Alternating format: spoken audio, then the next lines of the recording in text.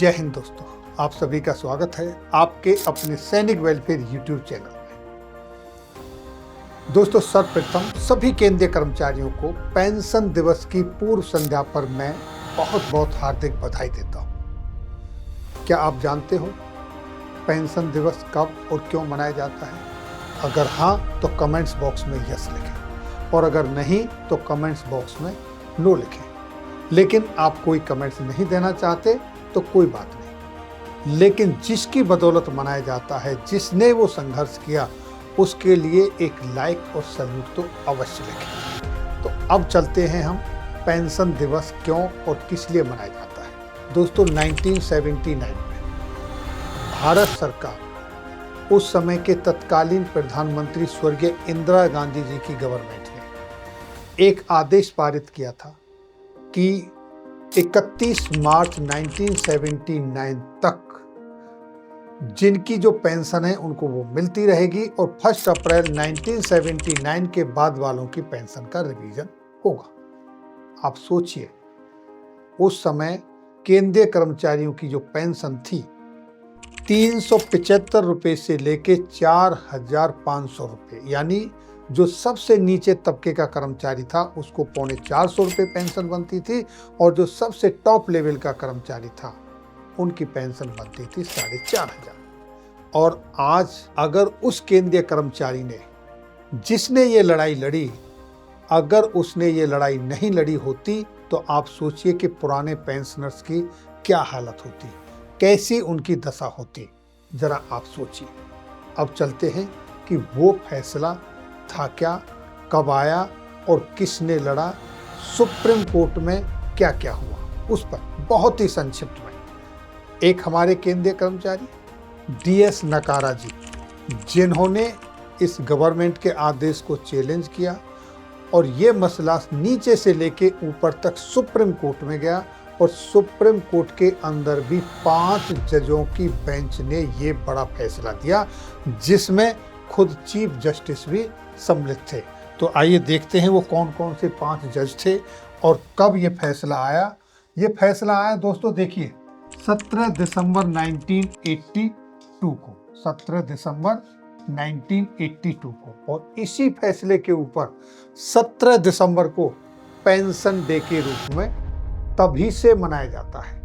लेकिन मुझे ये कहते हुए बिल्कुल भी संदेह नहीं है कि ज्यादातर पेंशनर्स को ये भी नहीं पता कि 17 दिसंबर को पेंशन डे मनाया जाता है। चलो छोड़िए, अब इसमें जो न्यायाधीश थे वो कुछ इस तरीके से थे।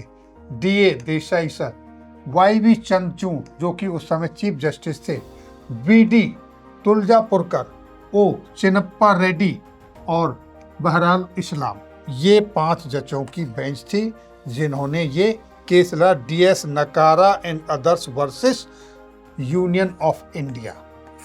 और जजमेंट आया 17 दिसंबर 1982 को। अब ये फैसला क्या है, इसका बहुत ही संक्षिप्त में आपको पूरा सार बताता हूँ किस तरीके से इसमें ये केस चला। देखिए, DS नकारा बनाम union of India, supreme court, 17 दिसंबर 1982 का ये फैसला है। इसका जो बैकग्राउंड है, जैसा मैंने आपको बताया, 1971 में सरकार पेंशन निकालने का फॉर्मूला लिबरलाइज किया था, यानी कि पहले से ज़्यादा फायदेमंद बना दिया। कैसे? पहले पेंशनर की गणना आखिरी 36 महीनों की पेंशन औसत सैलरी से होती थी उस समय, और सरकार ने फिर क्या कहा कि ये 10 महीने का एवरेज निकाला जाएगा और स्लैब सिस्टम लाया गया था उसी समय, और पेंशन की मैक्सिमम लिमिट्स भी बढ़ा दी गई थी।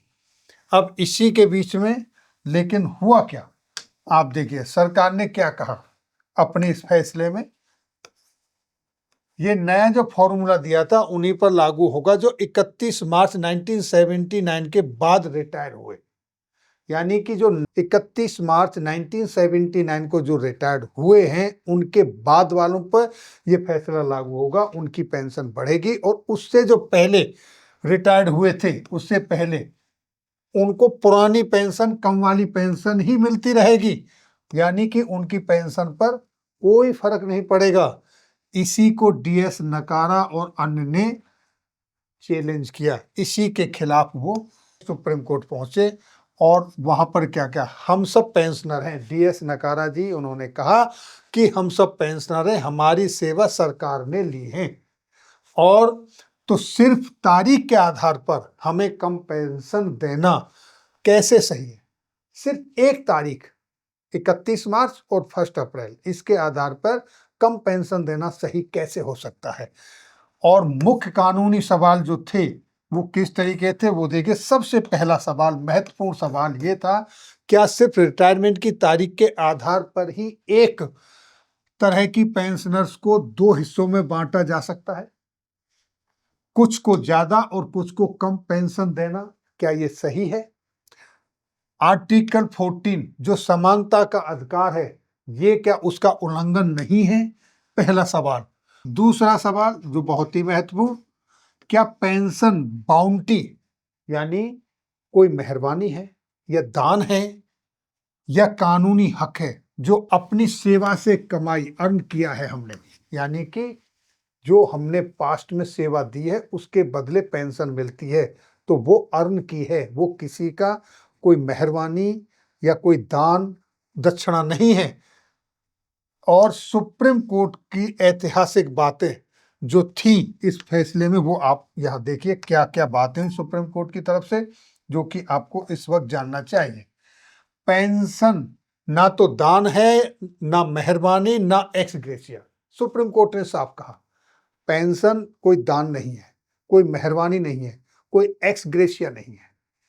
तो फिर क्या है?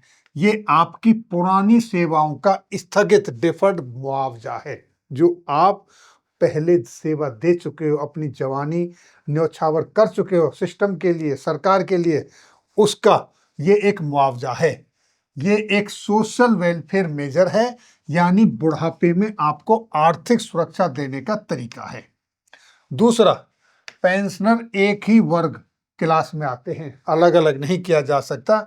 जो भी central civil services pension rule 1972 या आर्म्ड फोर्सेस के पेंशन रूल्स के तहत पेंशन लेते हैं, सेना के कर्मचारी भी केंद्रीय कर्मचारी होते हैं, लेकिन उनके कुछ आर्म फोर्सेस के रूल थोड़े बहुत डिफरेंस होते हैं। उन सबको एडजस्ट किया, सब एक ही क्लास के पेंशनर हैं और उनका सबका एक ही हिस्सा है। उन्हें सिर्फ इस बात पर बांटना कि एक 31 मार्च 1907 से पहले रिटायर हुआ है या बाद में, ये कृत्रिम यानी आर्टिफिशियल और मनमाना आर्बिट्रेरी वर्गीकरण है जो कि बिल्कुल ही गलत है। और इसके बाद उन्होंने हवाला दिया आर्टिकल 14 का। देखिए, बराबरी का हक का उल्लंघन कोर्ट ने कहा, अगर ऐसा होता है तो एक समानता का जो अधिकार है आर्टिकल 14 संविधान का, उसका ये उल्लंघन है, यानी उसको एक तरीके से न मानने वाली बात है। मान लीजिए दो अफसर बिल्कुल समान हैं, सैलरी और सर्विस एक बराबर की, रैंक एक है, सब कुछ समान है। एक 30 मार्च 1979 को रिटायर हुआ, दूसरा 1 अप्रैल 1979 को। तो सिर्फ 2 दिन के फासले की वजह से एक को कम पेंशन और दूसरे को ज्यादा पेंशन देना तर्कहीन और भेदभावपूर्ण है। ये सुप्रीम कोर्ट की टिप्पणी है। ऐसा भेदभाव आर्टिकल 14 यानी समानता का जो अधिकार है ये उसका उल्लंघन है, ये उसके खिलाफ है। अब नेक्स्ट पॉइंट जो देखिए, बहुत ही महत्वपूर्ण पॉइंट, सोशल वेलफेयर स्टेट का जिक्र किया कोर्ट ने। क्या कहा? कोर्ट ने कहा कि भारत एक संवैधानिक सोशलिस्ट वेलफेयर स्टेट की बात करता है। यहां डायरेक्टिव प्रिंसिपल्स, विशेषकर आर्टिकल 41 बुढ़ापे में सहायता बुजुर्गों के लिए हिसाब से राज्य का फर्ज है कि वो अपने बुजुर्गों का सम्मान और सुरक्षा के साथ जीने दे, ना कि उन्हें पुराने पेंशनर्स कहकर पीछे छोड़ दे। ये कहकर कि वो पुराने पेंशनर्स हैं, उन्हें पीछे छोड़ दे। और अगर ऐसा हो जाता तो आप सोचिए 1979 में जिसको 450 रुपये एक क्लास 4 के एम्प्लॉय को या एक सेक्रेटरी लेवल के टॉप क्लास एम्प्लॉय को, केंद्रीय कर्मचारी को 4,500 रुपये आज पेंशन मिल रही होती, उसका नए पेंशनर के साथ वो पेंशन नहीं बढ़ती तो आज क्या हाल होता। कोर्ट ने क्या आदेश दिया, फाइनल डायरेक्शन जो कोर्ट की तरफ से दिए गए वो देखिए इस तरीके से है। पहला देखिए, सरकार की वो लाइनें रद्द कर दी जिनमें लिखा था कि नई लिबरलाइज्ड पेंशन स्कीम सिर्फ उन पर लागू होगी जो 31 मार्च 1979 के बाद रिटायर हुए हैं। और कोर्ट ने दूसरा क्या कहा, 1972 पेंशन रूल और आर्मी पेंशन रेगुलेशन के तहत जितने भी पेंशनर्स हैं उन सब पर लिबरलाइज फॉर्मूला लागू होगा, यानी किसी को इससे वंचित नहीं किया जा सकता, चाहे वो कभी भी रिटायर हुए हों।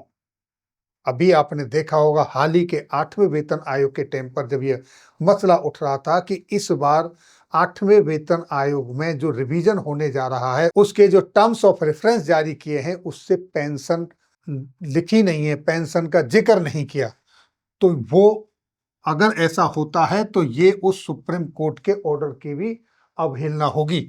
लेकिन एक बात साफ रखी, नई गणना के हिसाब से पेंशन सिर्फ स्पेसिफाइड डेट 31 मार्च और 1 अप्रैल 1979 से आगे मिलेगी, यानी कि पेंशन सबको जब जब आएंगे उनको पेंशन मिलेगी, लेकिन उससे पहले के सालों का एरियर जो बकाया बनता है जो सर्विस वालों को मिलता है उस तरीके का वो एरियर उनको नहीं देगी सरकार को नहीं देना होगा। इसके लिए कोर्ट ने जरूर यहाँ पर मेंशन किया। तो इससे क्या जाहिर होता है आप देखिए, यानी पुराने पेंशनर भी नए फॉर्मूला के हिसाब से पेंशन तो पाएंगे लेकिन उनको पुराने समय का बकाया नहीं मिलेगा, ये उसी समय के फैसले में दिया गया था। नेक्स्ट देखिए, इसका मतलब आज के पेंशनर के लिए क्या है, आज के पेंशनर्स के लिए इसका मतलब क्या है। इस जजमेंट ने एक सिद्धांत सेट कर दिया, वो जैसे क्या है सिद्धांत, पेंशन कानूनी अधिकार है, सामाजिक सुरक्षा का हिस्सा है। दूसरा, सरकार पेंशनर्स को मनमाने वर्गों में बांटकर सिर्फ तारीख के आधार पर भेदभाव नहीं कर सकती, यानी कि इस डेट से पहले वालों को रिवीजन नहीं होगा और इस डेट के बाद वालों का रिवीजन होगा, ऐसा नहीं कर सकती। आज भी जब भी पेंशन में भेदभाव, तारीख पर आधारित कट ऑफ या अनुचित वर्गीकरण की बात आती है तो कोर्ट और एक्टिविस्ट जितने भी हैं डीएस नकारा केस का एग्जाम्पल देते हैं और कोर्ट उसी को एग्जाम्पल को देकर अपने फैसले सुनाती है पेंशन के मामले में। तो दोस्तों यहाँ आपने देखा कि किस तरीके से डीएस नकारा केस ने साफ कर दिया, जो लोगों ने अपनी जवानी देश की सेवा में लगाई है उन्हें बुढ़ापे में डेट या फाइल के नाम पर न्याय से वंचित नहीं किया जा सकता। Pension is a right not a charity, साफ शब्दों में कोर्ट की तरफ से लिखा गया। और यही वजह है कि 17 दिसंबर को हम पेंशनर्स डे के रूप में मनाते हैं, याद करते हैं। तो ये एक बहुत ही महत्वपूर्ण आज़ाद भारत का ऐतिहासिक फैसला था डीएस नकारा जी के केस में, जो कि 17 दिसंबर 1982 को आया था। तो 17 दिसंबर 1982 से लेके तब से अब तक 17 दिसंबर को पेंशन डे के रूप में मनाया जाता है। तो एक बार मेरी तरफ से जितने भी पेंशनर्स हैं सभी पेंशनर्स को पेंशन डे की बहुत बहुत ढेर सारी शुभकामनाएं। आप पेंशनर हैं, आपको और आपके सभी साथियों को ये पता होना चाहिए कि 17 दिसंबर पेंशनर डे के रूप में मनाया जाता है और आप इसे उसी तरीके से सेलिब्रेट कीजिए जिस तरीके से आप दूसरे डे को सेलिब्रेट करते हैं, अपने बर्थडे की तरह, अपने मैरिज एनिवर्सरी की तरह, अपने स्वतंत्रता दिवस की तरह। इसी तरीके से पेंशन डे को भी सेलिब्रेट कीजिए। फिर मिलेंगे आपके वेलफेयर से जुड़ी किसी अन्य जानकारी के साथ अगली वीडियो में। तब तक के लिए जय हिंद, जय भारत।